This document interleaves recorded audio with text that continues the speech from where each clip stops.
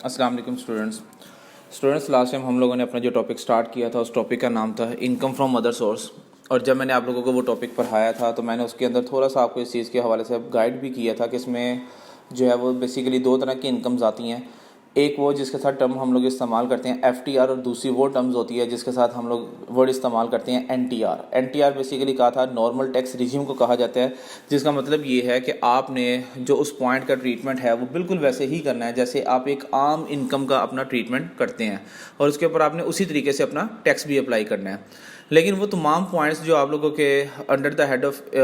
वो तमाम पॉइंट्स जो FTR के हेड के अंडर आते हैं, अब मैं वन बाय वन उनकी थोड़ी सी आपको एक्सप्लेनेशन यहाँ पर दे रहा हूँ। बेसिकली FTR में वो तमाम पॉइंट्स आते हैं जिन पॉइंट्स के ऊपर या जिन इनकम के ऊपर पहले गवर्नमेंट आपका टैक्स जो है वो चार्ज करती है, देन उसके बाद आपको वो आपकी इनकम पे की जाती है।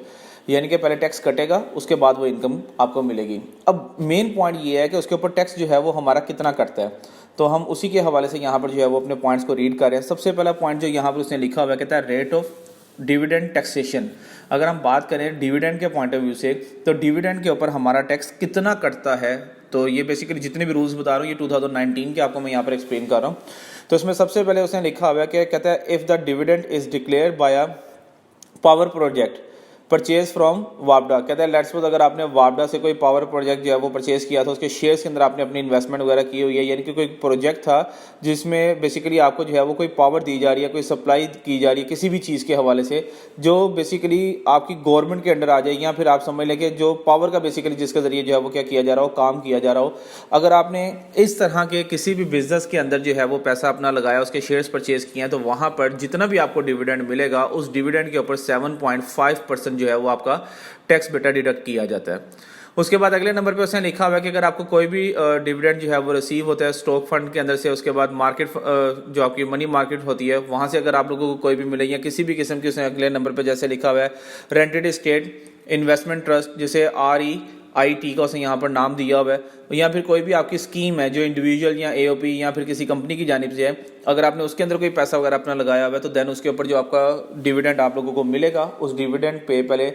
12.5% जो है वो टैक्स आपसे वसूल किया जाएगा, देन आपको बाकी की अमाउंट पे की जाएगी। इसी तरीके के साथ अगर कोई भी बंदा फाइलर हो और फाइलर ने किसी कंपनी के शेयर्स के अंदर जो है वो अपनी इन्वेस्टमेंट की हो, तो देन ऐसी सूरत के अंदर उसको 15% टैक्स होता है, जबकि नॉन फाइलर के ऊपर जो है वो 20% आपका टैक्स बेटा वहाँ पर डिडक्ट किया जाता है।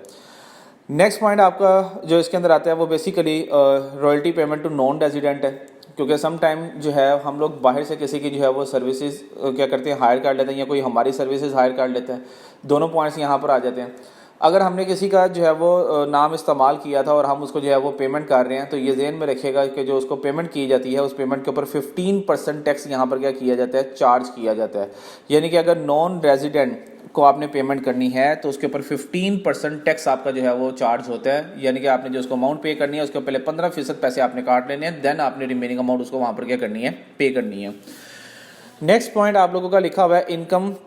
By way of price bond, और आगे लिखा हुआ है क्रॉसवर्ड पजल। प्राइस बॉन्ड आप सबको पता है, जैसे पाकिस्तान के अंदर जो है वो 100 वाला प्राइस बॉन्ड भी है, 200 वाला प्राइस बॉन्ड भी है, उसके बाद जो है वो आप लोगों का 7,500 वाला, 750 वाला, 15,000 वाला, और बाकी ऊपर वाले जितने भी प्राइस बॉन्ड है वो सारे के सारे गवर्नमेंट ने बंद कर दिए हुए हैं। तो अगर कोई भी आपका प्राइस बोर्ड लगता है, या फिर दूसरा उसने यहाँ पे लिखा हुआ है crossword puzzle. Crossword puzzle basically numbers की एक गेम होती है ये। तो आपने ये काफ़ी सारे मोबाइल्स के अंदर जो सिंपल मोबाइल हैं उन मोबाइल में स्कूज के नाम से ये बेसिकली ये ऐप आती थी, जिसमें आपके कोई 8 से 9 के करीब बॉक्स बने होते हैं। आपने उन बॉक्सेस के अंदर जो है वो ये रो और कॉलम की शक्ल में बॉक्स होते हैं, आपने उसके अंदर जो है वो नंबर्स को अपने लिखना होता है। वो बेसिकली किसी चीज़ का नंबर बनते हैं, रो की शक्ल में भी और कॉलम की शक्ल में भी। बेसिकली ये थोड़ी सी टेक्निकल गेम होती है जो यहाँ पर आपने इसको प्ले करना होता है। अगर आप ये गेम जो है वो बिल्कुल सही विन कर जाएँ तो गवर्नमेंट की तरफ से उसके ऊपर आपको कैश प्राइस भी मिलता है। तो जो कैश प्राइस आप लोगों को मिलता है, अगर आप फाइलर हैं तो 15% आपका टैक्स काटने के बाद रिमेनिंग अमाउंट आपको पे कर दी जाती है, लेकिन अगर आप नॉन फाइलर हैं तो देन इसके ऊपर फिर आपका 25% टैक्स जो है वो क्या किया जाता है, वो डिडक्ट किया जाता है। नेक्स्ट आपका जो पॉइंट आता है वो पॉइंट है कि अगर आपने कोई भी लॉटरी विन की, या फिर कोई भी आपके पास जो है वो रेफल टिकट आ जाए, या फिर आपको जो है वो किसी जगह पर आप गए थे, वहाँ पे कंपनी ने अपनी प्रमोशन के लिए जो है वो कोई चीज़ लगाई हुई है, तो ऐसी सूरत में वहाँ पर जो भी चीज़ आप विन करते हैं उसके ऊपर बेटा आपका 20% जो है वो टैक्स चार्ज किया जाता है। एग्जांपल मैं इसकी दे देता हूँ, जो अभी मैंने प्रमोशन वाली बात की है, जैसे जीतो पाकिस्तान जो है वो यहाँ पे लगता है। उसके अंदर काफ़ी सारी कंपनीज़ की प्रोडक्ट जो है वहाँ पर क्या की जाती है, फ्री दी जाती हैं। लेकिन उसके नीचे जब आप कभी भी देखें तो एक जुमला लिखा हुआ आ जाता है जिसके ऊपर लिखा होता है ऑल टैक्सेस आर एप्लीकेबल। क्योंकि जब लोगों को चीज़ें दी जा रही होती हैं तो कंपनी ठीक है अपनी प्रोडक्ट को प्रमोट कर रही होती है, इसलिए वो वहाँ पर उसके ऐड वगैरह भी चलाए जा रहे होते हैं, उसकी चीज़ का नाम भी वहाँ पर बताया जा रहा होता है कि फलां इदारे की तरफ से ये चीज़ दी जा रही है। लेकिन जो भी प्रोडक्ट दी जाएगी वहाँ पर तो उस प्रोडक्ट के ऊपर आपका 20% जो है वो टैक्स क्या किया जाता है, वो चार्ज किया जाता है। लॉटरी आप सबको पता है कि अगर काफ़ी सारी चीज़ों के नाम लिख कर अगर एक बॉक्स में डाल दी जाए तो जो पर्ची आपके हाथ में आती है वही प्राइस आपको वहाँ पर मिलता है। इसी तरीके के साथ जो रेफल टिकट है ये कुरानदाजी को कहा जाता है। ये नंबर्स की बेसिकली गेम होती है, कुरानदाजी होती है जिसमें हम ये अगर बात करें इसकी तो ये कुरानदाजी की ही सेंस में इसको इस्तेमाल किया जाता है। तो ये कुरानदाजी है, ये भी आप लोगों की रेफल टिकट भी लॉटरी का ही बेसिकली दूसरा नाम ये आप लोगों का होता है। तो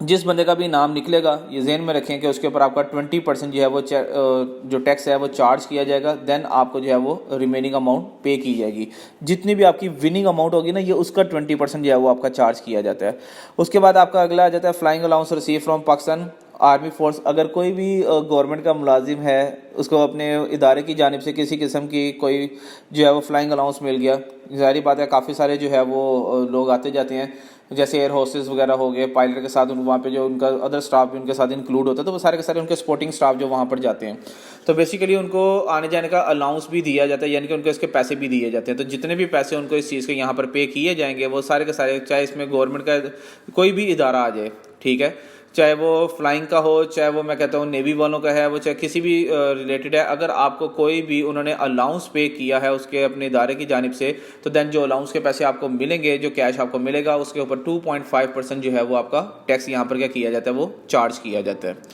नेक्स्ट पॉइंट आप लोगों का आता है जिसका नाम है कि अगर हम लोगों ने किसी भी किस्म की कोई जो है वो रकम बैंक के अंदर जमा करवाई हुई है या फिर हमने कोई नेशनल सेविंग डिपॉजिट सर्टिफिकेट्स जो हैं वो ख़रीद के अपने पास रखे हुए हैं, या गवर्नमेंट या किसी भी प्रोविजनल गवर्नमेंट या लोकल अथॉरिटी को हमने कोई रकम एज ए लोन के तौर पे दी हुई है और सिंपल सी बात है कि हमने उस रकम के ऊपर क्या मिल रहा है, इंटरेस्ट मिल रहा है।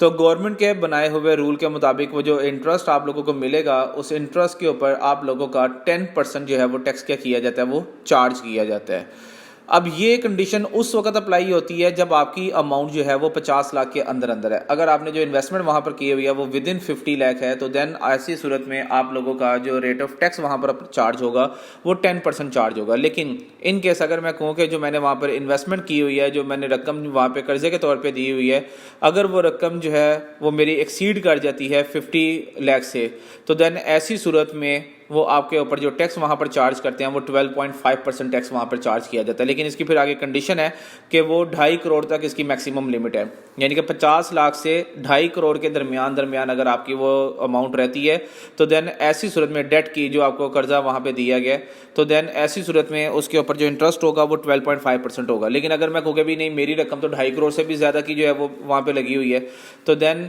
ऐसी सूरत में फिर जो इंटरेस्ट आपके ऊपर चार्ज किया जाता है वो इंटरेस्ट आपके ऊपर 15% चार्ज किया जाता है। ये सारे के सारे जो रेट्स यहाँ पर बताए गए इनको बताने का बेसिकली मकसद ये है कि पहले आप ये टैक्स पे होगा उसके बाद आपको ये अमाउंट मिलेंगी, उसके पहले आपको ये अमाउंट या ये चीज़ें आपको रिसीव नहीं होंगी और ये ऑटोमेटिकली वहाँ पर आपके डिडक्ट हो जाते हैं।